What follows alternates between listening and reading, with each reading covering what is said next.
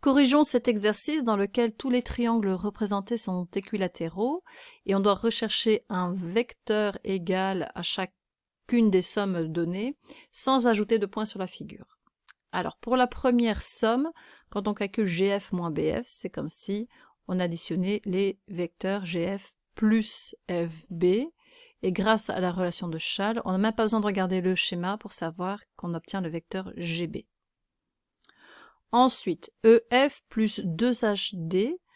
Alors, je vais d'abord remplacer 2HD. Sur le dessin, HD est ici. Et donc, 2HD, c'est le vecteur LD. À présent, les vecteurs EF et LD ne sont pas consécutifs. Donc, je vais en choisir deux qui le sont.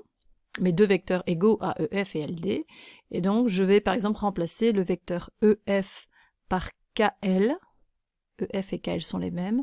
Et maintenant, quand j'additionne KL et LD, j'obtiens le vecteur KD. Pour la troisième somme, j'ai GH plus 3 fois le vecteur IH. 3 fois le vecteur IH, c'est le vecteur IF. Donc, je vais additionner IF à GH. Mais GH et IF ne sont pas consécutifs, donc je vais par exemple remplacer le vecteur IF par le vecteur HE.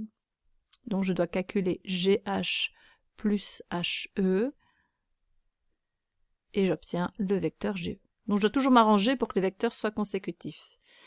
Pour la dernière somme, je vais d'abord distribuer la moitié sur chaque vecteur, ce sera en fait plus facile à faire.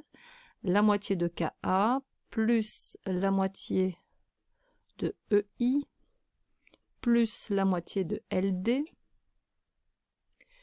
La moitié du vecteur KA, c'est le vecteur KF. La moitié du vecteur EI, c'est le vecteur EG. Et la moitié du vecteur LD, c'est le vecteur LH. Alors dans cette somme, il n'y a aucun des trois vecteurs qui sont consécutifs. Donc ce que je peux faire, c'est remplacer par exemple le vecteur. En fait, quand on regarde, on a KF ici et EG là, donc je pourrais remplacer EG par FH. Donc je fais KF plus FH.